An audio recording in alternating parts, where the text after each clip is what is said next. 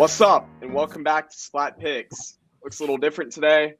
Drew Carver, my co-host, could not make it. He's at Boise State, and Jack is busy sleeping, I think. I'm not really sure. But I'm joined by my boss today, Hunter McCormick. So great guy. He's been dying to be on the show since Super Bowl episode. And our guest picker of the week, Sam Sherman. Sam, go ahead and tell us a little about yourself.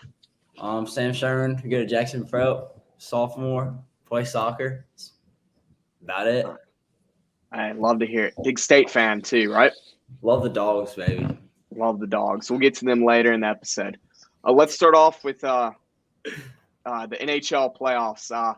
I know we're not the biggest hockey guys here. We're missing our hockey whiz and Jack, but we still got to make the picks. Hunter, start us out. Who do you have winning in the Rangers and Panthers series?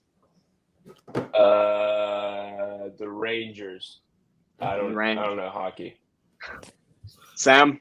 So I've been doing my research, and I'm going to take the Florida Panthers in 5 games. Panthers in 5.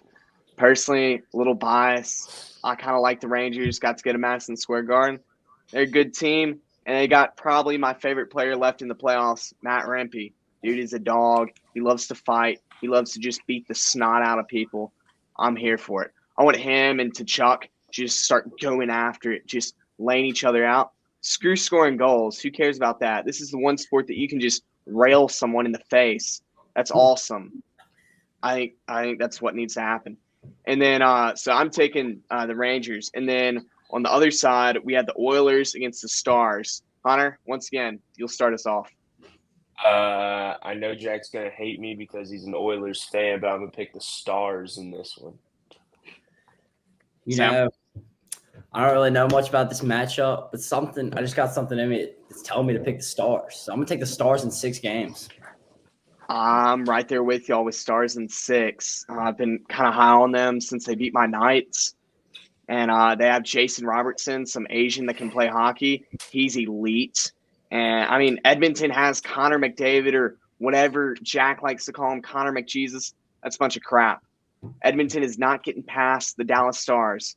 Dallas Stars, they're America's team. We're not going to let a bunch of Canadians beat us up in hockey. So, yeah, give me the Stars in that one. And then going on to my favorite part of the episode before we get to the dogs is the NBA Conference Championships. Really, really fun conference championships this year. We had the Pacers playing up against the Celtics, and we have on the other side the Mavs against the Timberwolves. Why don't you start us out with Mavs Timberwolves, Sam? You know, Karl-Anthony Towns has been having an MVP-like season. Some might say he even got snubbed, but I'm still going to go with Luka Doncic and the Mavericks. I love Cat. I think he's a great player. He definitely has been a slept-on player in the series. Everyone's talking about Ant. I love Ant. I think he might be the next Jordan, but I quite frankly don't care because when you have players on the court and Rudy Gobert, Defensive Player of the Year, I still think my Wemby got snubbed.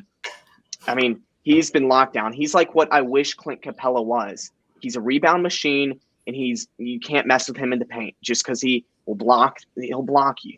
He's good. And then you have Mike Conley, which is what Nikola Jokic called the most underrated player in basketball. Somehow, old Mike Conley is dicing up the Nuggets. Like, how do you let that happen?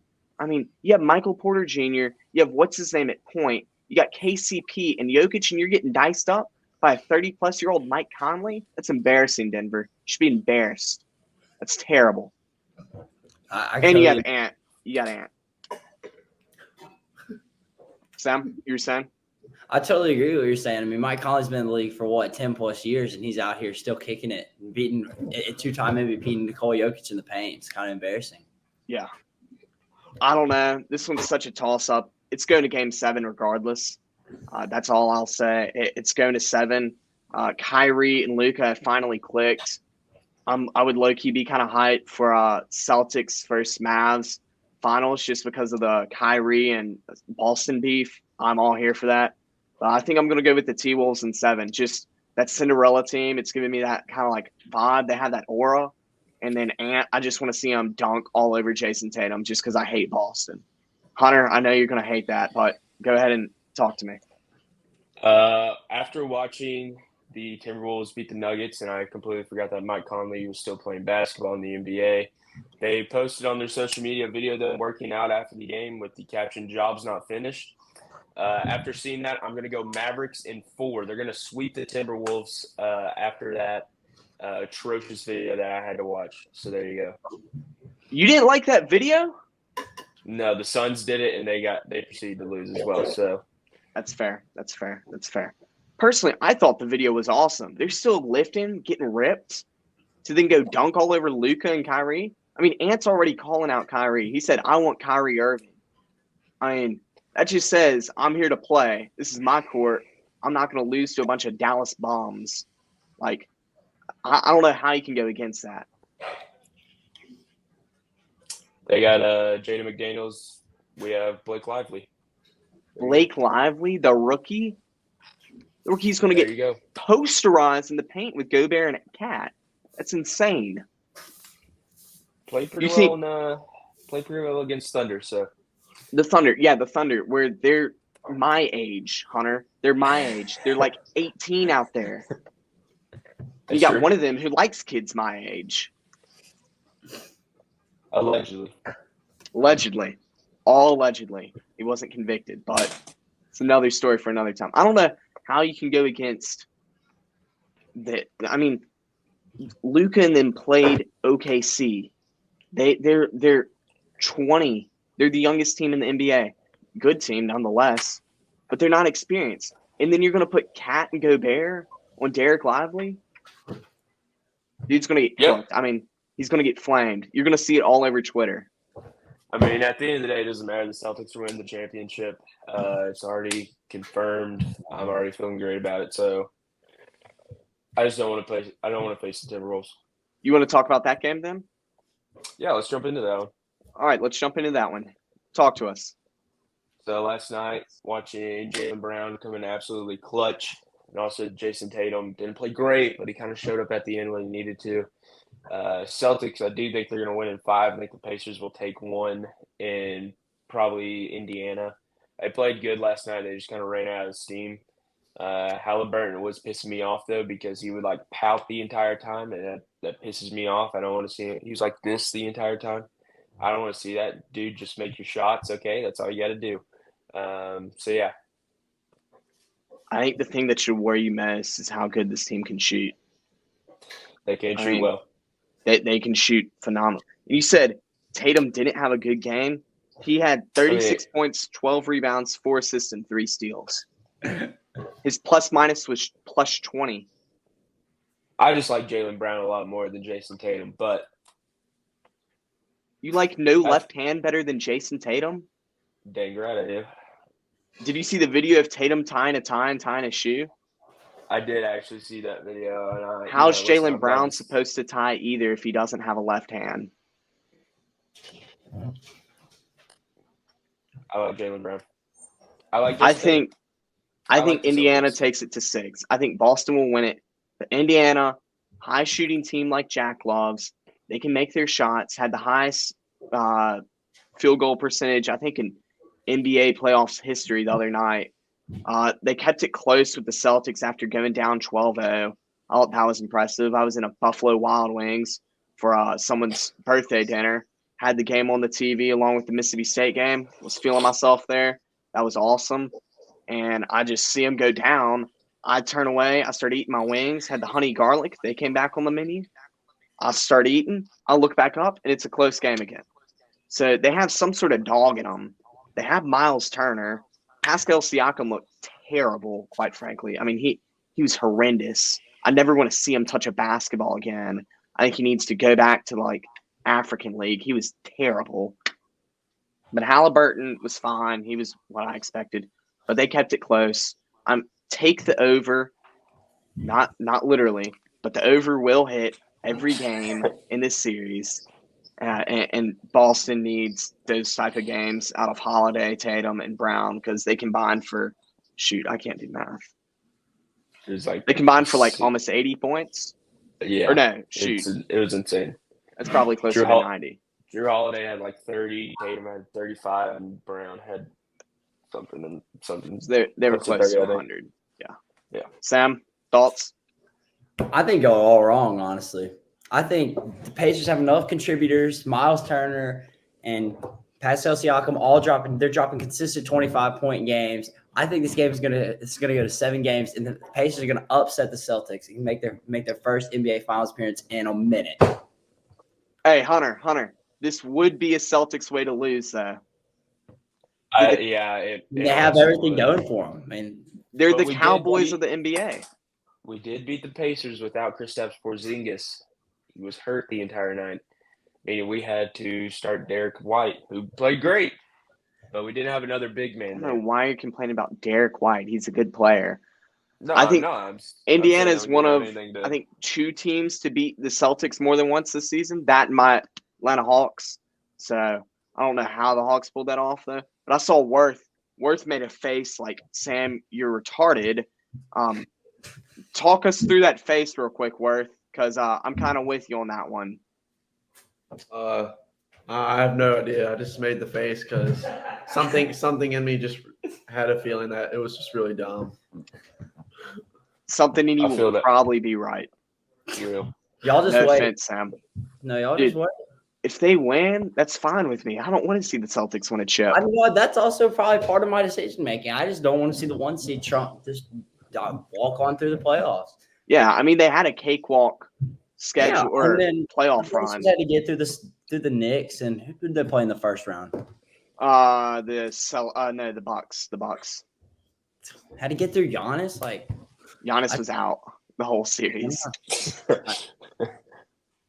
That's the only problem I come across if I wanted to pick the Celtics or the Pacers, was that every team they've played against has been injury prone and has succumbed to injuries.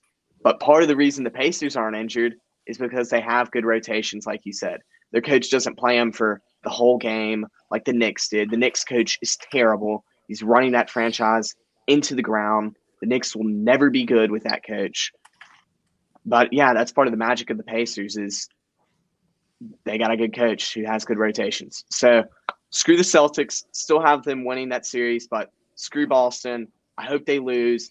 And if they don't win this one, I hope they lose to Dallas in the finals and Kyrie starts stomping on your little leprechaun in the middle. I hope that happens. I want the Celtics to lose. I'm praying on the Celtics' downfall. Anyway, SEC tournament's happening right now. Let's talk a little bit about that, about last night and about yesterday's games. Probably some of the most fun baseball I've seen in a hot minute. I mean, we'll start with the game of the day yesterday, the Mississippi State Bulldogs. Sam, diehard State fan, live and breathe maroon and white. Talk to us about the miracle that we saw last night. Well, hitting was scarce yesterday to begin with. I mean, it's a 1-0 game going to the bottom of the 8th. I mean, Riley Maddox and Brooks Auger just throwing gems of a game, and teams aren't hitting the ball. It's 1-0. We get to the bottom of the 8th. We're top of the 9th, rather. We get 3 outs, runners on second and first, get a kind of a jam. We get out of it, go and hit the ball. Then we have Mershon gets on second. Then great play by the first baseman to get the second out. Connor Hyzak steps up. It is an all-him moment. He goes and absolutely pimps that baseball, and the place just erupts. What a win for the Bulldogs. I mean, what a win. We had my all-time favorite baseball player from the Jackson Academy, Dakota Jordan. He was 0 for 3. Mershon's on first. I'm thinking, Coda, this is your time. This is where legends are made. He's 0 for 3. He's clearly due. And he swings at one of his eyes. He swings at one and he strikes out to go 0 for 4. And I was like, Coda, you probably just sold us the game with that one. And then, like you said, first baseman makes an awesome play. Hyzak goes up there, bat on him. He hasn't played in 2 weeks. And, I mean, first pitch he saw, fastball, bang, out of the park. You know what was really ticking me off last night? Was those 2 Ole Miss kids behind the plate that were making some motions with their hands and such. And one of them started twerking, little fat boy.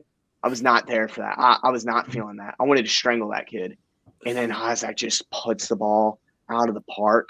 And I was like, suck it, you little Ole Miss kids. Y'all deserve every single one of those runs we scored on y'all. So, and that made up for the home run Isaac gave up. Yeah, not a fan of that. And then we also had Florida v. Vandy, I think. Florida out-hit Vandy. They got, 9 hits compared to Vandy's 6. But Vandy still won 6-3. So I didn't watch all that game. I know Florida's runs were like pity runs in the 9th. So they don't really count. But you out-hit a team and stuff, and you still can't win. That's sad, Florida. Y'all don't deserve to host regional anymore. And then who else played yesterday? LSU Georgia beat Georgia. Proud of them. Humbled. Trying to get themselves some life in the tournament. Hey, I they have respect that. solidified themselves in the tournament officially with that win yesterday. But they unexpectedly just put it on them. Yeah, I completely agree with you. Like they let Georgia have it, which helps the Mississippi State Bulldogs in hosting a regional. I mean, that was instrumental for us hosting. The LSU won 9-1, and then I feel like we're missing one. Oh, South Carolina beat Bama. No one cares about that. I mean, Rubbish. South Carolina had like a home run derby in the 3rd inning and it killed Bama. So I mean, 2 non-baseball schools. I guess South Carolina kind of is, but I don't care about them. I'm trying to pull up the bracket. I know the SEC posted it on Instagram this morning and Twitter.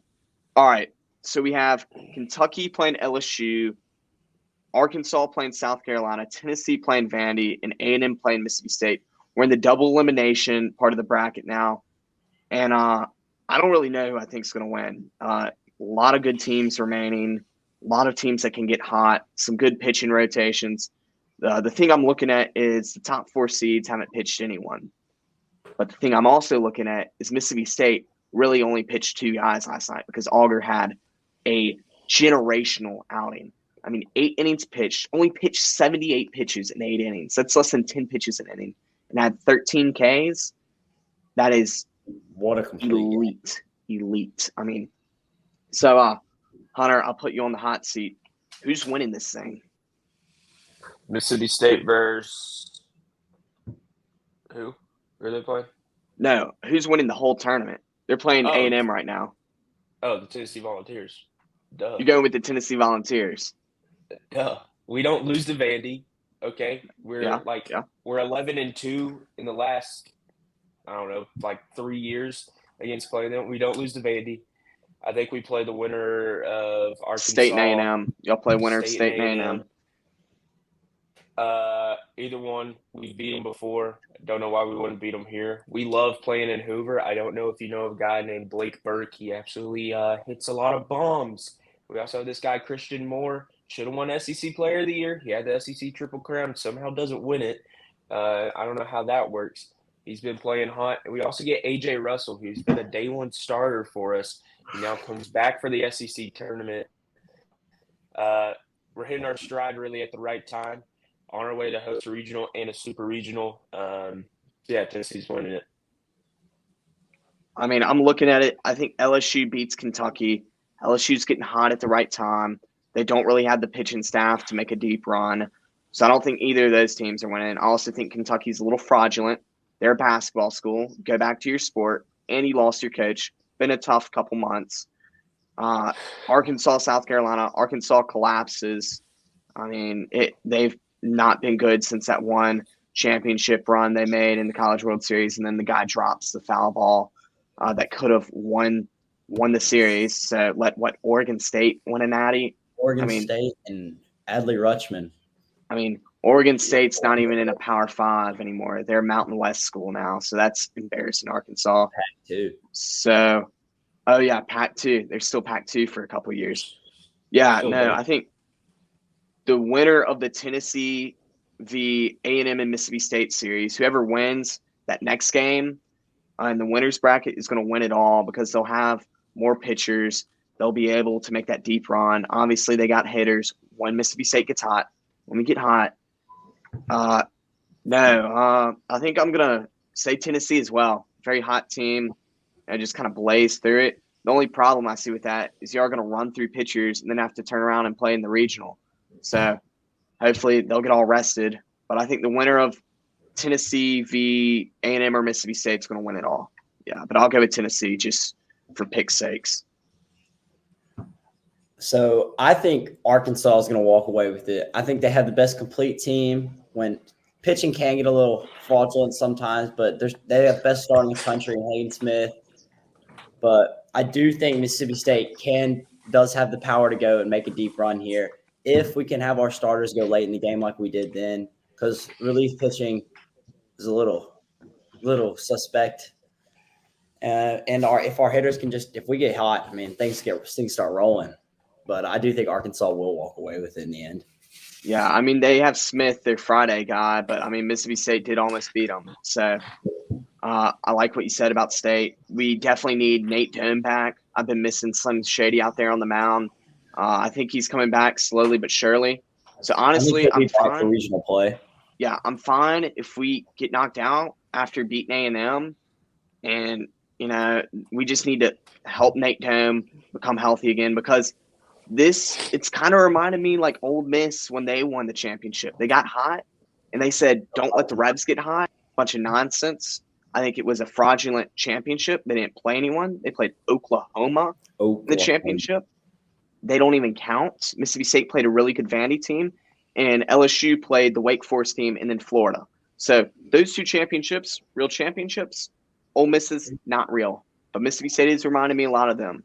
Sneaking in last second, little host a regional, and then we make a run for it. I mean, Lamonis has done it once.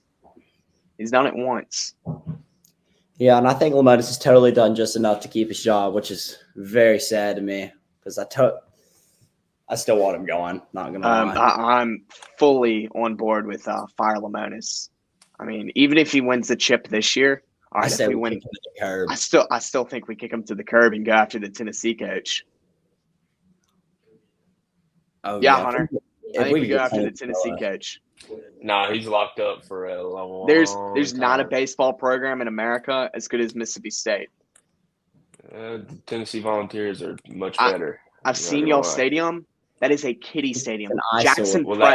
Jackson Prep has a better stadium, and they're a private high school in Mississippi, and they have a nicer stadium than y'all. It's currently getting redone right now. Okay, you got to give it some time. We weren't expecting the turnaround to be this quick. So, okay, listen, Danny White, he's on it. New stadium looks great. Don't worry about it. We're going to be fine. Mississippi State has the Carnegie Hall of college baseball, Judy Noble Field. Come take a trip down to Starkville. Take you to the game. We'll get you maybe in the club level.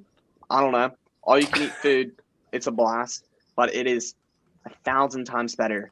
You'll never want to go to Knoxville again. You'll never want to go to Knoxville again. If you came to the Ole Miss weekend or an LSU weekend, Knoxville, I mean, Mississippi State's is better than like half of the MLB. The definition of premier college baseball is Mississippi State. It's Mississippi State by a mile. Oh, and the grilling in left field, unbeatable. Nothing like it. Listen, you have your opinion, I have mine. So there you go. Hey, come take a business trip down to the SIP. Take you up to Starkville. Yeah. We'll get you in for one of those Super Bulldog weekends where see a little basketball, spring football, or hold up. Basketball's done by them. We'll get you in one of those early baseball weekends where we can go see some basketball too in the Hump. The Hump?